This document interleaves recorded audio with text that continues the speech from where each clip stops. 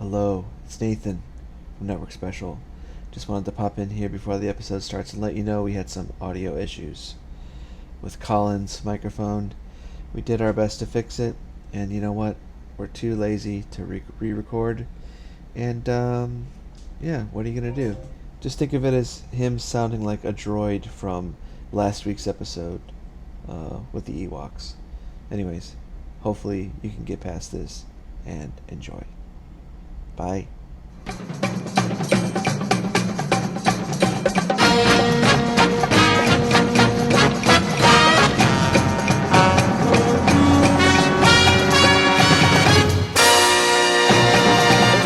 Hello, welcome to Network Special. My name's Nathan, and my co-host's name is... Colin. I'm Colin. Yes, and in this show, we talk about the golden age of appointment television. Yes. Where, when something was scheduled, you had to sit down in front of the TV, and you couldn't watch it again unless they aired it again, which was very rare. But these days now, with the magic of the internet, you can watch these shows again and again and again. On this week's episode, we talk about something very dear to my heart. No, it's not. Don't say that. That's a bad way to start. No, something that... It's a bad habit to start. Very you much... see what I did? You see what I did there? I'll say it again. That's a bad habit to start it that way. All right, keep going. Oh, nice. I like that. Okay. This week we're talking about a movie starring Dennis Weaver, who's been on this show before. In the last time he was here, he was in a movie called Duel, directed by one little Stevie Spielberg's. Yes, I believe that was Steven Spielberg's first movie ever. I mean, not a theatrical movie, but it was a TV, obviously. This was his first, like I think his first movie is Amblin or something, which is why his company was called Amblin Entertainment. But well, this is his first. Amblin was the name of a film he made when he was a little kid, I believe. No. Amblin. No. Hold on. I have it in Plex actually. Oh, you better get this right, or I'm going to be upset. This is happening. I'm a big Stevie head, a Spielberg head. Amblin was made in 1968. I think this was like a college film or something. It was winner for best short subject. Okay. But Duel was his first big one. But doesn't matter because he's not involved in this at all. Just Dennis Weaver, our boy, Dennis Weaves. Denny Weaves, the man. Yes, he's in this, and it's called Cocaine, One Man's Seduction, or sometimes it's called Cocaine, One Man's Poison. Yeah, and we don't know why. And I'm going to be completely honest. I don't know. I didn't know who Dennis Weaver was before I watched this, so I looked him up. He was in the show Gunsmoke, which I believe was... It's either like the first or second longest running show in the history of television, if I'm remembering that, in The Simpsons, I think. And then he was also in a show called McCloud, which I have heard of, haven't seen, but I remember hearing about that. It was a 70s show. So, yep. And then apparently the offers dropped off the table, and then he ended up in this cocaine film. So, well, he made the right move. Do you think so? Tell me why you say that. So, I think this is one of those roles. Like, this is a time period. 1983 is when this came out. When do you know where it aired? What station? No, I don't know because I could not find that information. Yeah. I literally couldn't find it anywhere. So it may be that whatever network it was that showed it was trying to wipe that history away and got rid of it everywhere. Well, it came out for DVD and it came out on DVD and everything. So I just kind of feel like everyone's probably doing cocaine in Hollywood at this time. Like everyone's touching it. And we talked about the show Getting High on Yourself in another episode from Robert Evans, which was a court-ordered TV special because of all the cocaine he had. And I just assumed like everyone involved in that was on coke or had done coke and knew exactly what they were talking about. And I kind of feel like in this, I don't know. I'm not a cocaine expert. I've never done it. I don't know what people are like on cocaine. But I just get the sense that like this isn't a reach for everyone. This feels like the time period where years later you hear you know, we were supposed to use whatever baking soda or baby powder, but we had real cocaine. Like you tend to hear about that. Robert Evans is one that comes to mind. That feels like one of those films where, or one of those time periods, I should say, where everybody was doing cocaine so much that like people were sneaking and actually doing it while they were filming. Like I could see that possibility for sure. So I feel like this is like, oh man, I'm really gonna nail this one. I don't know. Sorry, Mrs. Weaver or whoever's related to Dennis. If he had never done drugs, I apologize. But this is a great Scare say tactic. no to drugs, kind of movie. Scare tactic. That's correct. Yeah. And what would they call propaganda against drugs? That's exactly what it. Did you ever see the old, like the really old famous one, Reefer? Did you ever see Reefer Madness? Reefer Madness, which has that famous scene where the girl smokes weed and then she's playing the piano and she just gets progressively like more frenetic and crazy with it, and she's just like pounding. This is definitely along that lineage of like scare tactics, which cocaine obviously is not a safe thing to do. But you just knew when you were watching this that you were headed for like a freak out at some point. Like he's gonna have his meltdown, he's gonna start freaking out, and he does do some of that towards the end, which is nice. Now I know that you back in the day when we first started this podcast with the old host Zachariah, when I would tell people that we were doing this and we were doing TV specials, I would get a request often from you to do a specific special. Yes. And that was which special again? That was called Cartoon All-Stars to the Rescue. Yes, and this is like a prime example of what we're talking about here. Yeah, and I think I read something about I hope I'm not mixing this up with something else, but I think this cocaine film was like approved by or like endorsed by or something like that Nancy Reagan, who was like the just saying that I hope that I'm not getting that fact wrong, but had some sort of like she rubber stamped it and said like, yes, that's a good thing to show or something. And it was their successor, the Bushes, that like are the people that introduced the Cartoon All-Stars to the Rescue thing. But that's right. They have that really weird, awkward like introduction. Do you how much of this do you remember? Like we talked a lot about it on the show. Like we talked about this is your brain on drugs. Mm-hmm. I think we even did. I can't remember if it was in that same episode where we talked about our favorite Just Say No commercials. Yeah, the one that sticks in my mind and always has is do you remember the one where the father has found his son's, I think it's marijuana. Yes, it might have been I cocaine. learned it by watching you. That's the one that is like so vividly, because we used to like throw that line around when I was a kid. Yes, like as a joke at our parents, like if they were like, calling us out about doing something wrong, we'd be, "Oh, I'm watching you, okay?" And like I just remember that commercial, just like how vividly, like what a great actor that dad was, because he's really angry. No son of mine's gonna do drugs and blah blah blah. And then the kid says, "I learned it by watching you," and just the revelation on this dad's face is like, "Whoa, oh, I see now what I've been doing wrong." There's a moment like that, exactly. There's a moment in this movie. Yeah, there's a very much like I learned it by watching you kind of story thing with this Dennis Weaver's son in the movie, who's played by a very young James Spader. So he has not become the James Spader we know and love. He's not, but in my opinion, he's like the best actor in this movie. Like he's the only one that like during his scenes I felt like he was being pretty natural in the way he was talking. He's great. It's because it's not like the best writing in the world in this thing, but he's you can tell even from that age. I think he was like in his very early 20s when he made this. That you can tell like, okay, he's just a naturally gifted actor even at this point.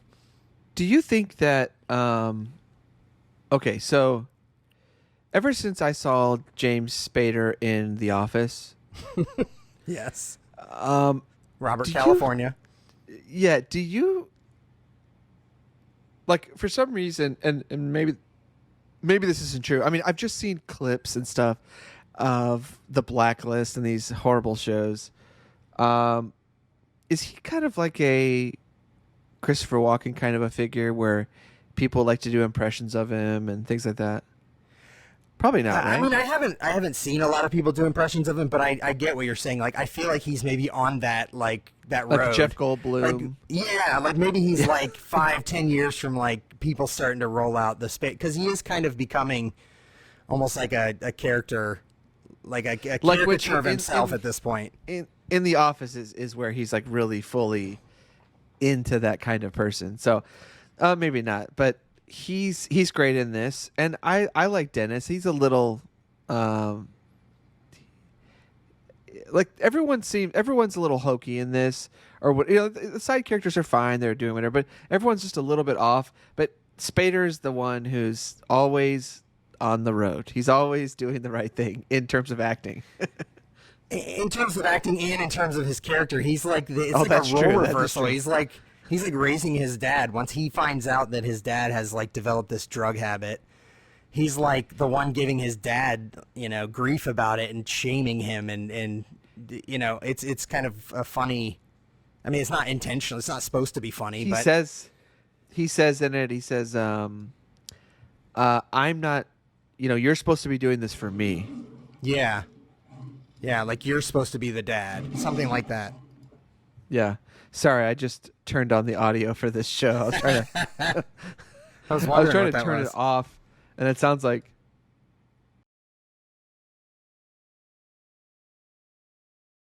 Let's run down what happens in the movie a little bit, and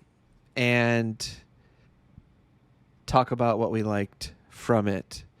Now, so Dennis Weaver is a real estate agent, and he's an aging, kind of like a has-been almost. Well, he helped create this company, and now he's like on the lower end of the success and the performance of all the agents that so he's taught. You find out early on that he had for 10 years been their number one salesman in this real estate agency.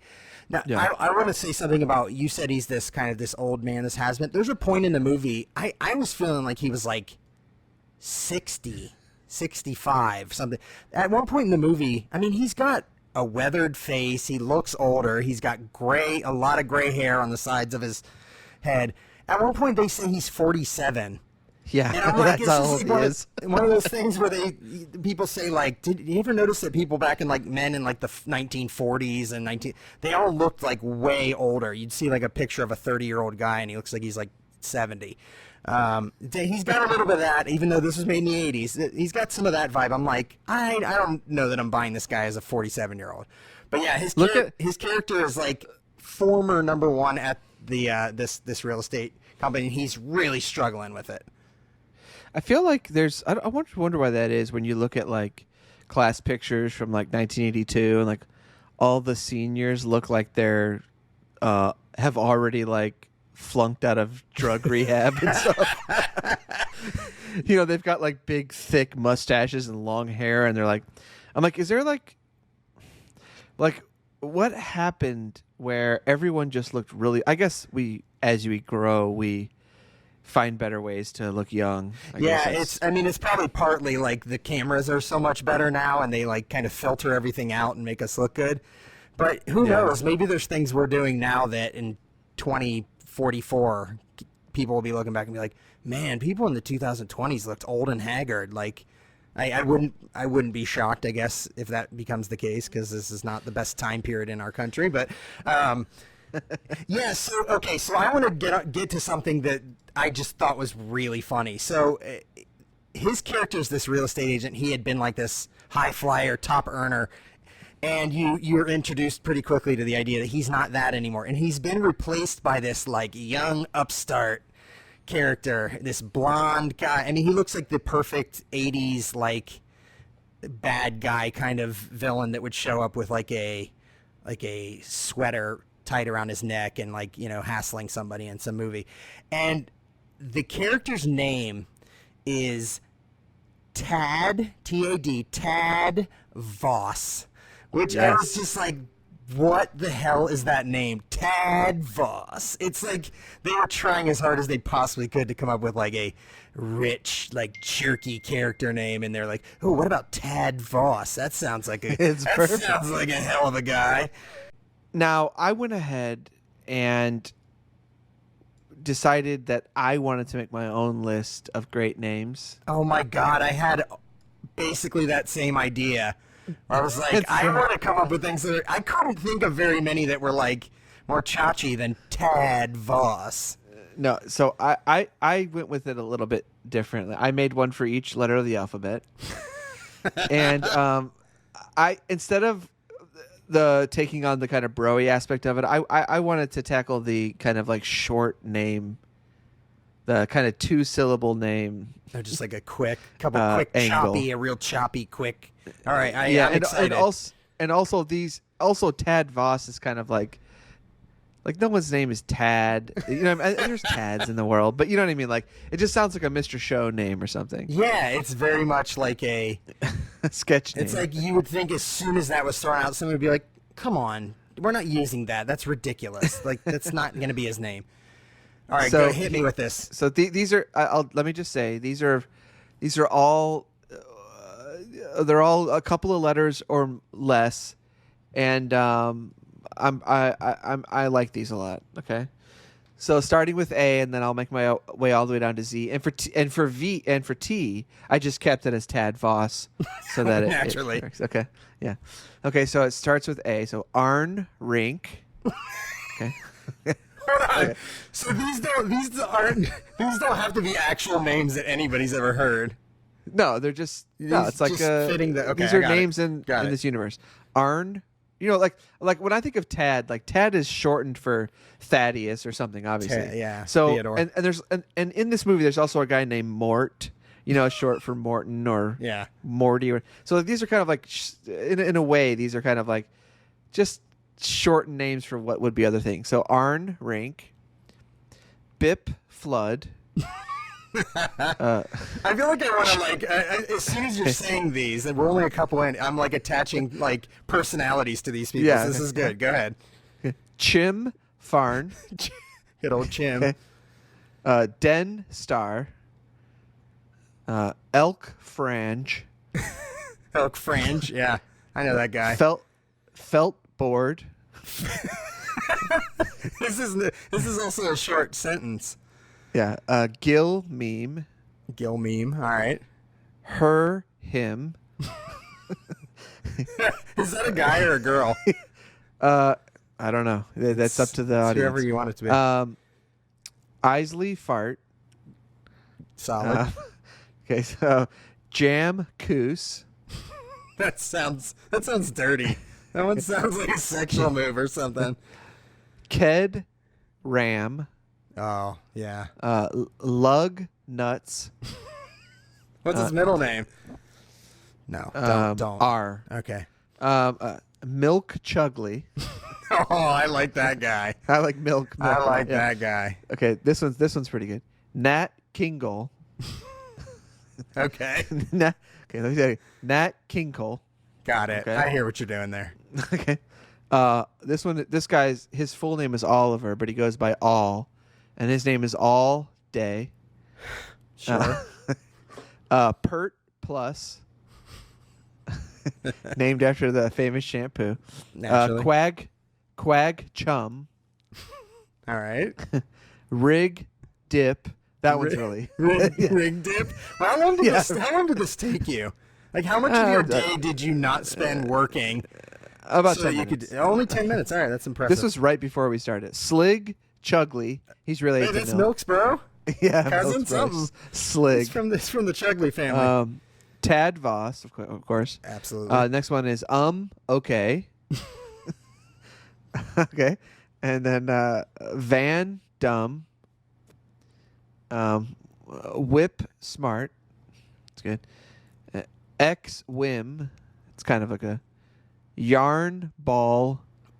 and then Zim Zam. Zim Zam. Yep. Hey, nice job. Thank you. That's very well done. Very well done. That's fantastic. I don't know what we do with those, but we'll save them for a sequel. We'll bring them back somehow. So as it makes sense. Especially the Chuglies. I love those guys. Yeah, they're my favorites. So, anyways, he goes to a party where they're announcing who all the best guys are. He sees he's down the list, and now his name's Ed Gant, by the way, which is another also great a name. short one. Yeah. Yep.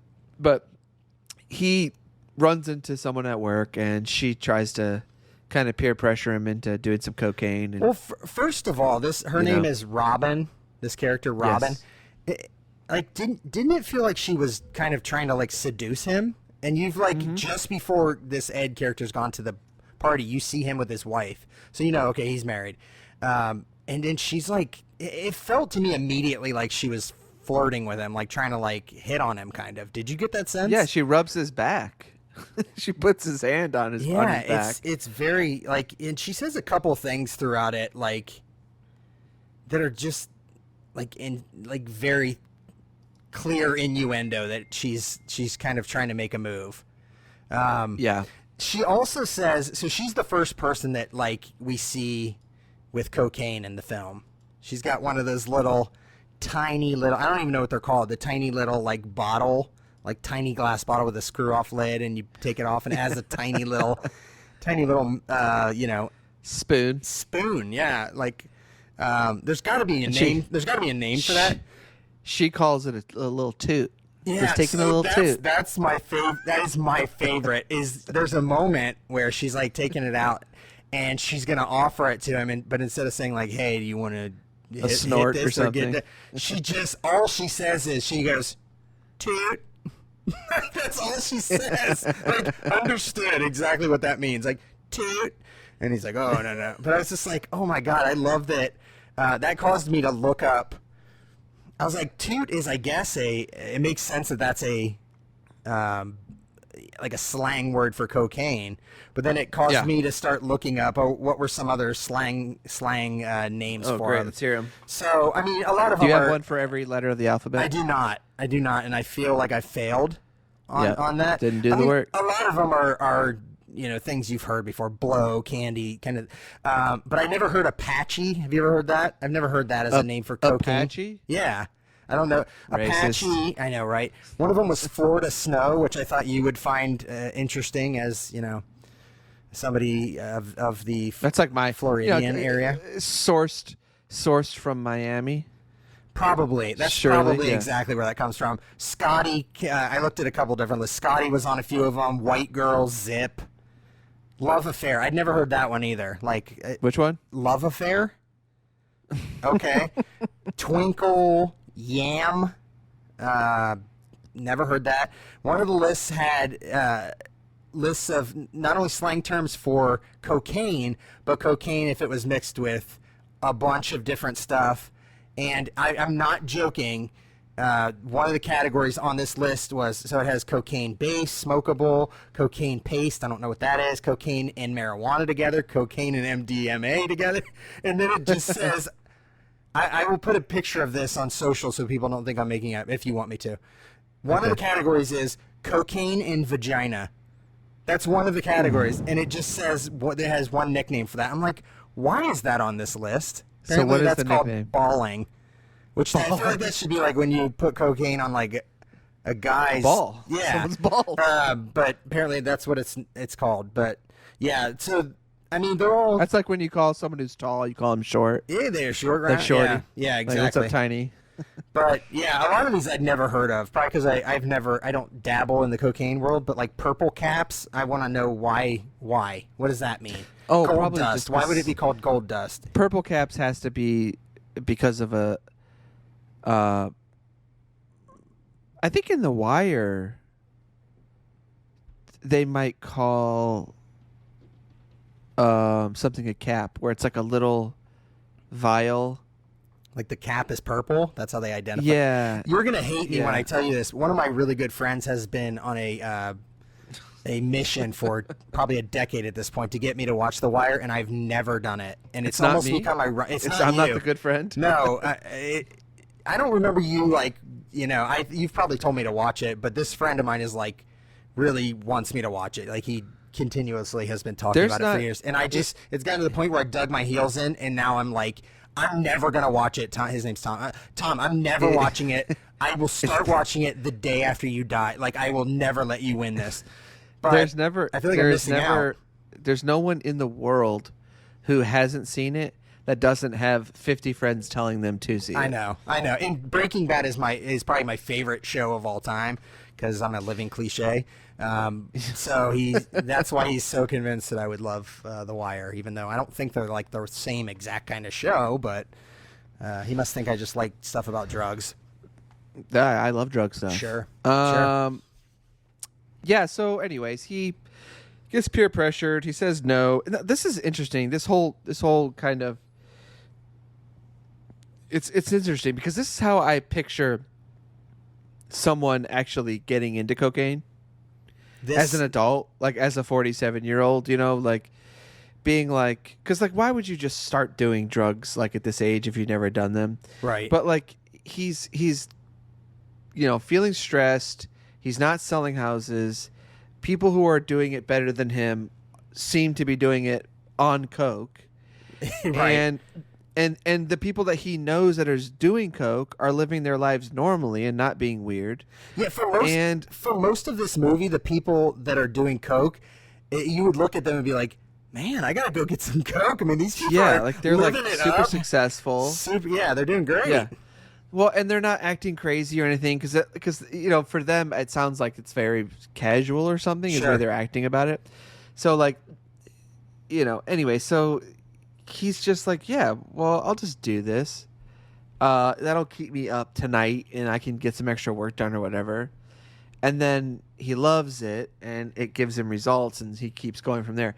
That to me seems really realistic. Now, this movie to me does not seem like a lot of the drug movies I've watched where people are like, they like catch a whiff of someone's like exhale of marijuana and then they like jump off a tree or something. It's like this seems to be like they're taking the drug and they're feeling energetic and they're losing weight and it's not a problem until later when it becomes a problem. Yeah, they're staying up late and their nose is bleeding. Like it doesn't seem like this isn't not like for most of the movie.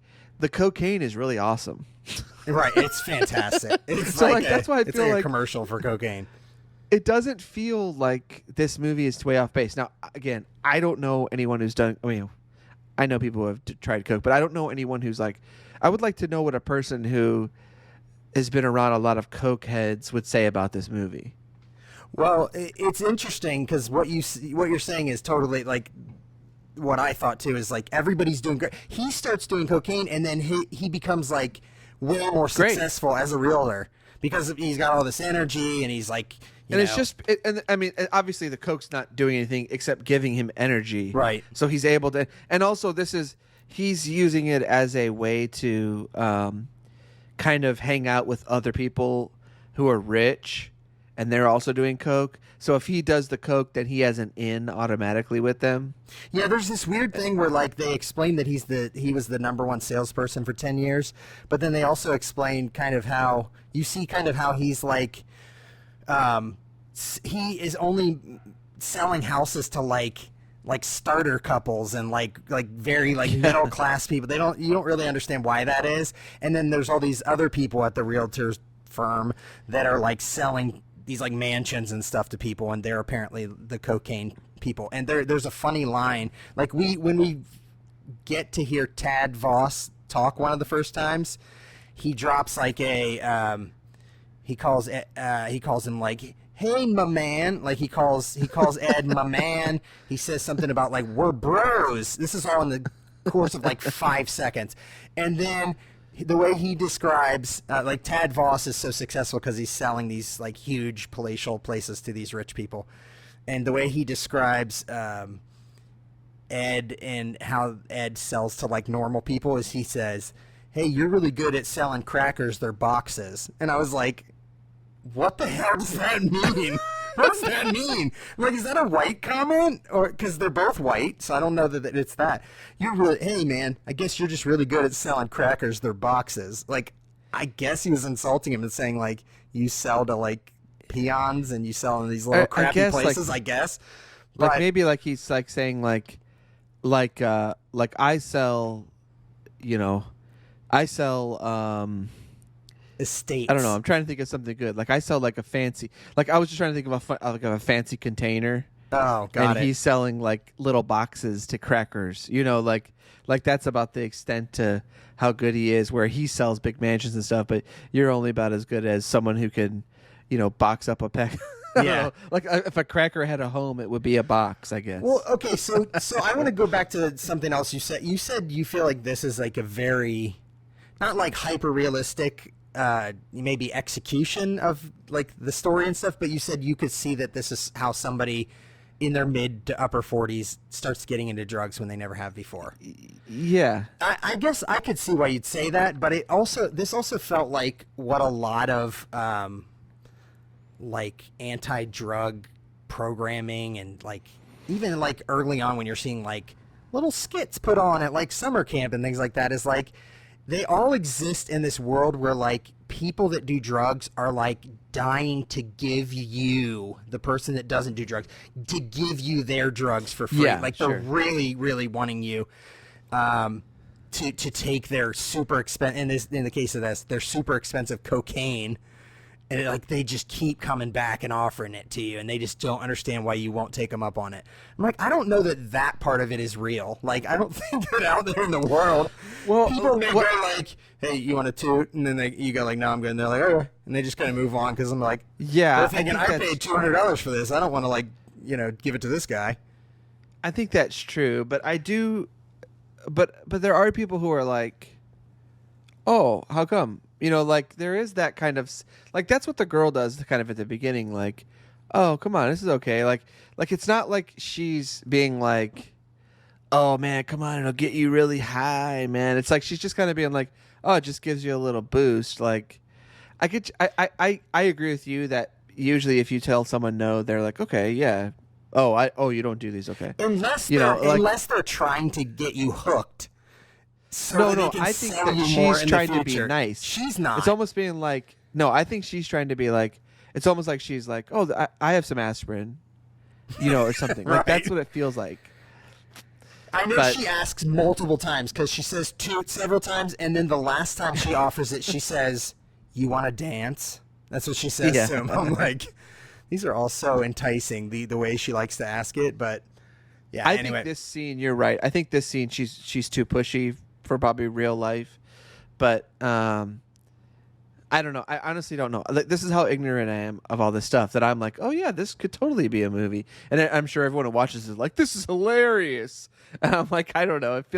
This feels like of all the drug propaganda I've watched in my life, this seemed the most like just tame and lame, like normal average story of someone who gets kind of too deep into something, but. Yeah, I could see that. Like I can see the stress part that you're talking about, where he's like at his wit's end because his son's gonna go to college potentially soon, and he's got to make money. Like I get all that, and he's just like, I need whatever is gonna put me over the hump, is kind of what he says. So the extent of my knowledge of cocaine, before watching this movie, is that. I thought you were supposed to put it into a hot bowl of water and put your head in it and have a towel over your head. You're not being serious. And then the steam comes into your nose, just like in Crocodile Dundee. Oh God, okay. All right, now I see what you're doing. I'm like, is he serious? I'm like, oh my God, my friend Nathan has living much more sheltered life than I had realized. No. Oh my God. I just wanted to do a Crocodile Dundee joke. All right, that's fair. I like that. Yeah. So, anyways, he starts taking it. It helps him out, and then he has a friend who got way in deep and ends He's up. got a friend who's George Bluth. Yeah, Jeffrey Tams. Jeffrey Tambor is in this. And he plays a guy who's already kind of hooked on it, and his life goes sour. He plays a dentist. His life goes south. Tries to kill himself, and this is kind of when the things are starting to turn over, where the coke's not as fun anymore. Yeah, but it's still it's very necessary, but not as fun. Yeah, like his son finds it in his kit, and then in Dennis Weaver's kit, and then his mom finds his it. Kit. Yeah, his mom finds the coke from Dennis's son, and then he covers for his dad. And then he tells him, I know this is yours. He says he never does the drugs. He was just trying to get it from his dad. Okay, so let's talk about that. I want to break this down because there was something I didn't get about this. So just for anyone listening that hasn't watched this movie, which is, most people probably, this guy Ed keeps he's got a big bag of coke, and he keeps it in this case where he keeps his electric shaver in a drawer in his bathroom. Well, he goes to find it one day, and it's gone. He asks his wife, and she's like, "Oh, I can't remember their son's name. I can't remember his name, but can't remember it either." She says, our son, whatever his name is, borrowed your shaver. So he's Buddy. Buddy. Yes, thank you. Yes, she's like, "Oh, I think Buddy borrowed it." So he runs to Buddy's bathroom, is all frantic, and he finds the case. And in the case, he finds the big bag of cocaine. Tell me if I misunderstood this. And he locks himself in Buddy's bathroom, and he's doing some of it, and he accidentally knocks the bag into the toilet. And right, and that's cold water. That's cold water, so it won't work anymore. He needs the hot water. Sure, and the towel over his head. Yeah, exactly. Yeah. That's the wrong kind of bowl. The balance way too big. Yeah. Yeah. So you think it's all gone, and then it's one of the next scenes. You find out that the mom has found this little bag of coke that the son had in his pocket, that his son got from the cocaine stash. So my question is, why did his son take a tiny little bag of it and leave the giant bag of it if he was trying to take it from his dad so he wouldn't do it? Did I miss something? No. Or was it just bad writing? They kind of make it feel like the son got some and he was going to go take it and do stuff with it. And you're like, oh no, that's going to be the wake up call for the dad. He's going to be like, oh no, my son's doing coke now. I didn't get that sense. But instead, he busts his dad to him, busts him out. He's like, why do you do this stuff? I never do this stuff. It's why did he take any of it? Why didn't he take either all of it or not take it and then go tell him, I saw your stash? Or take it weird. all This is and a weird dump it. setup. It was very strange. Didn't make a whole lot of sense, but anyway. So yeah, but now we've introduced this whole thing where the son knows, and the son's got all these feelings about his dad, all this stuff he's learned about his dad, which, that happens. Tell us, Nathan, tell us something really horrible that you found out about your dad at some point in life. I'm just joking. Unless you want to do that, that could be really fun. No, my I don't dad's think probably listening to this, so I won't. nothing. I found out nothing about my dad. What about your mom? I just want you to tell something that you don't want to tell. No. Sure. No, but so he's found out, his dad is doing all this crap, and it's a big deal. But Ed's wife still doesn't know any of this is going on. She has no clue. Even though he's constantly sniffing, his nose is bloody all the time. He's zonked out of his brain with energy half the time. I don't understand where she was not connecting the dots.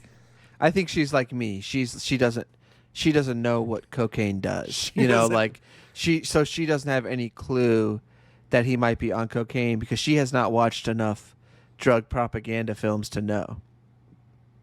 Okay, well, that's fair, I guess, but they don't. None of that's explained. But they do out of the blue, just kind of. There's this weird moment where one night they're laying in bed and she kind of seems like she's putting the moves on him. Mm-hmm. Yeah. For literally 3 seconds. He's laying with his back towards her and she just cozies up to him and just sort of kisses the side of his face. And then the fact that he doesn't immediately turn over and ravage her, she has this moment where the look on her face is something's wrong, and then she moves away from him and sleeps on the other side of the bed and just looks mortified. Like, That's oh my God, what's going on? He didn't turn and like try to rip my No, clothes off in 4 seconds. the whole reason why that happened is because this is network TV in the 80s. Otherwise she would have like done something, like Probably, that they yeah. couldn't show on TV, and then he would have turned away. But so they had to just cut. They just had to cut right to it, cut to the chase. He's like, every time I've ever done this, he turned around within 2 seconds and we went at it. This is horrible. Yeah. So eventually, there's lots of stuff going on. Like there's a guy who's his kind of dealer, who's this banker, and he helps him find clients to sell the houses to, but also in the meantime he's supplying him with his coke, Like large amounts of it. And so there's kind of like one last big score of he tells his son he's not going to do it anymore, right? And so then the guy calls him and is like, hey, I've got this $1 million home. This is the one. You got to do this. This will make you all your money.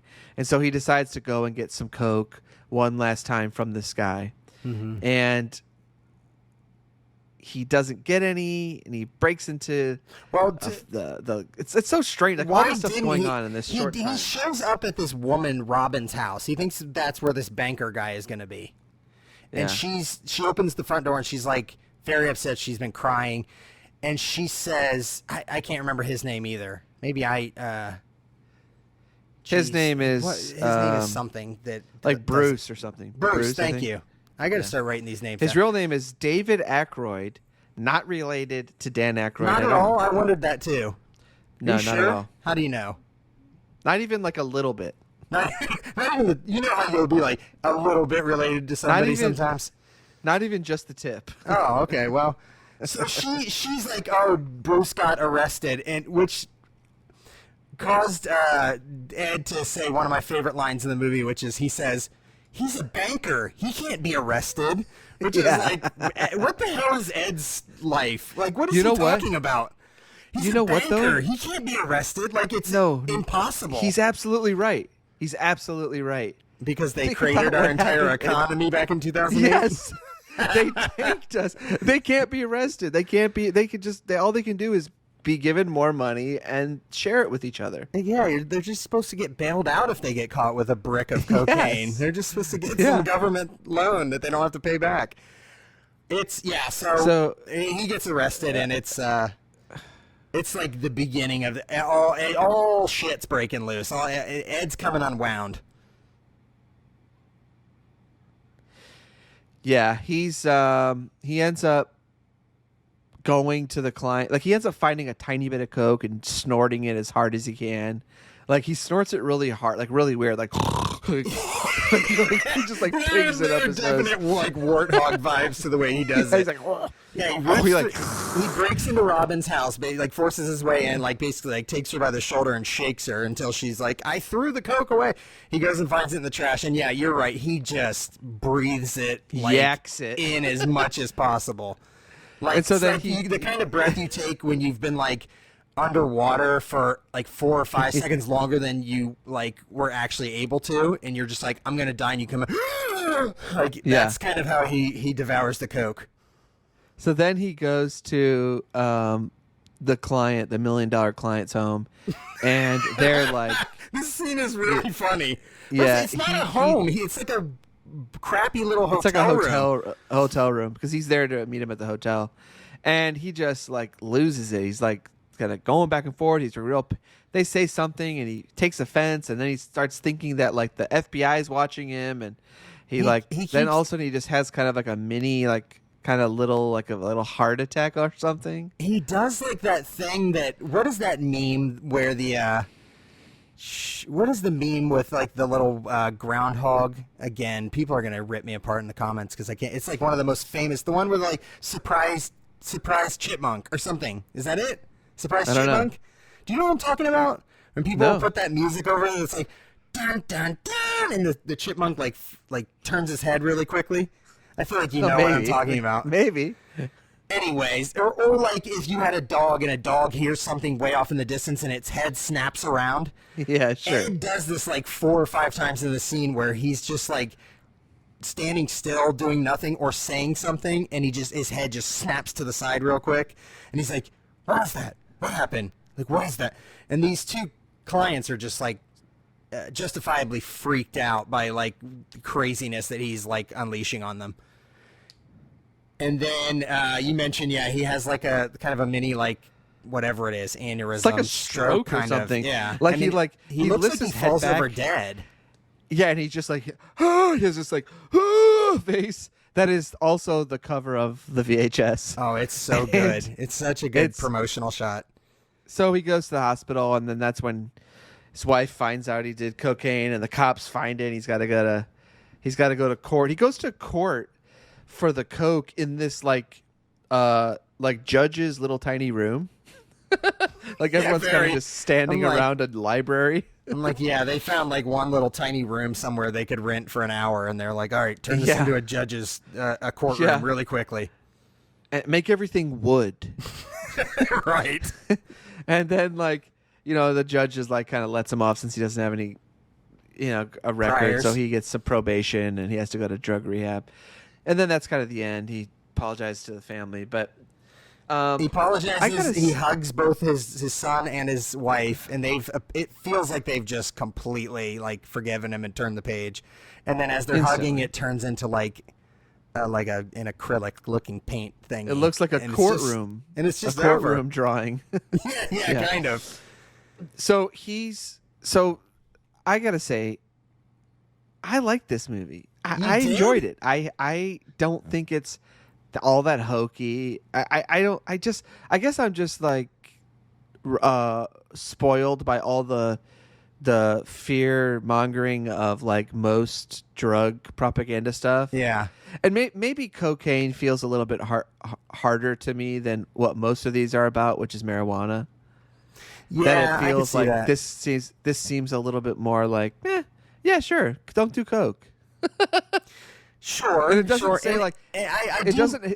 He doesn't like start like shooting up heroin and like like he doesn't like escalate. He like just sticks with the coke. He likes the coke. He does the coke. Like there's no like extreme. I don't know. Maybe it's not like that. Maybe you can do coke and it's just normal. I don't know. I don't know. I wonder about that too. Is like there have to be a good number of people that do cocaine and things don't go into like a downward spiral where they just like, and then I'm sure there are some people obviously that does happen to. It's just the same as like there's some people that drink beer, and then there's some people that drink beer and it just like they can't handle it and they become like debilitating alcoholics, and you just kind of you can be one or the other.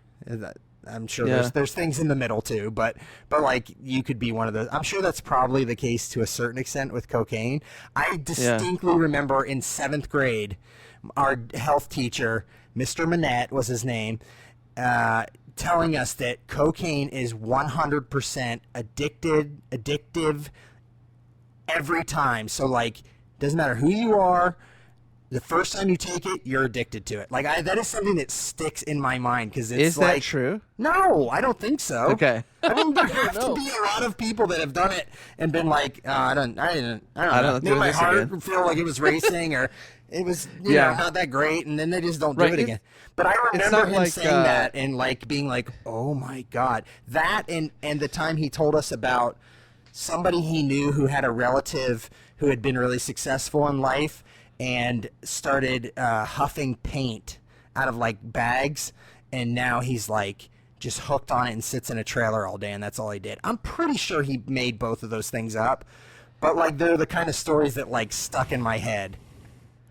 Like I used to go over to my grandma's trailer when I was a kid, and it was awesome. I loved my grandma's trailer. Did she huff paint? And what? Was she a paint no, huffer? She didn't. Okay. No. She just was lived one of there the because she was single. huffing trailer people. Okay, got it. And like, I'm like, like hanging around a trailer all day and like, like just being able to do whatever I want, like play Nintendo and stuff. Like that sounds like an okay life when I'm But like I don't think that's 12 years old. I don't think that's the life that this paint huffer that Mr. Manette almost definitely made completely up. I don't think it's the kind of life this guy was leading, you know? Sure. So, whatever. God bless him. I hope But- he got it together.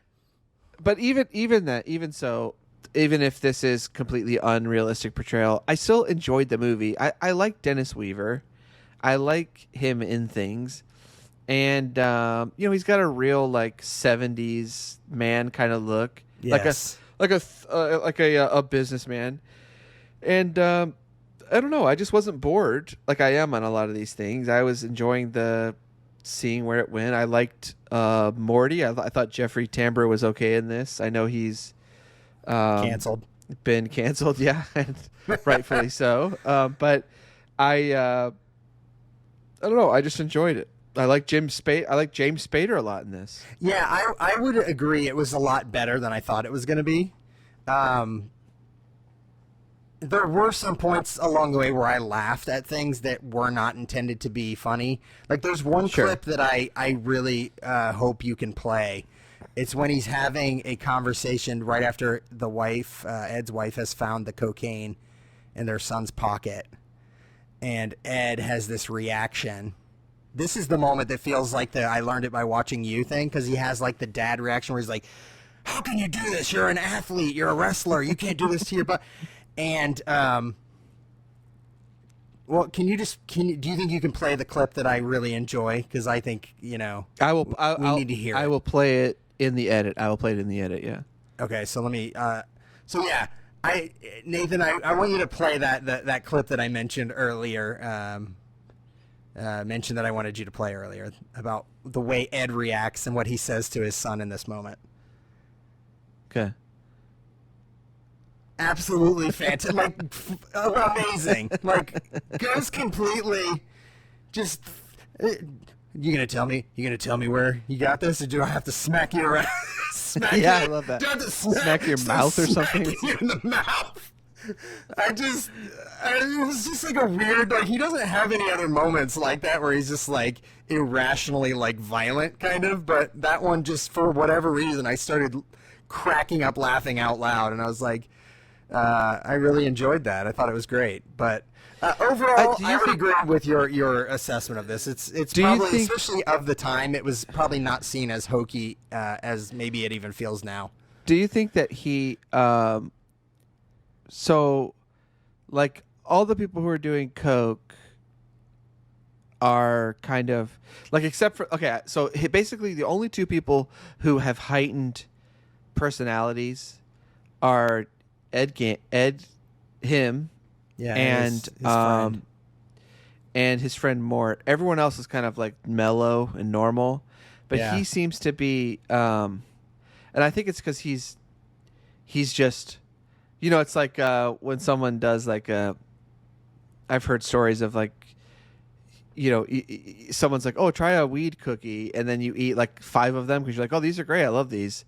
Yeah. And then and like when someone's like, "Oh, you're only supposed to eat half of it," or something, like I feel like he does that with the Coke, where he's just like every 5 seconds he's like jamming it up his nose. And that's what he does at the end, where he almost dies, and the doctor, after like they saved him, comes out and talks to his wife, and he says something like, "His septum looks like he's been doing this for a while." And he said he should have known not to do this much Coke all at once. So like this warthog snort he did it. This lady's. Yeah. He But must do you have think just that barrels of it into his lungs? Yeah. Do you think that he's properly, like, he's acting normal at the beginning, and then when he starts getting into the Coke, he's in a like frantic mode all the time? Like, do you think that is an accurate portrayal of that, or are people not frantic like that, or? Like, I don't know. Do you know anyone that's ever done Coke? Like, have you ever been around people doing Coke? And what are they like? I was at a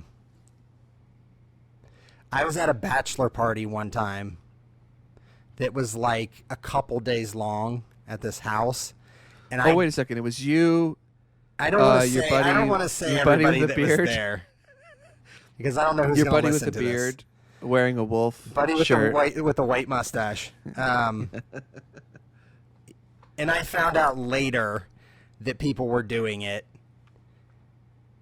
And no one told you, and you were just no. offended. They didn't tell me. And I literally, this is going to sound like a cliche, but I found out because I went into one of the bathrooms and there were rolled up dollars.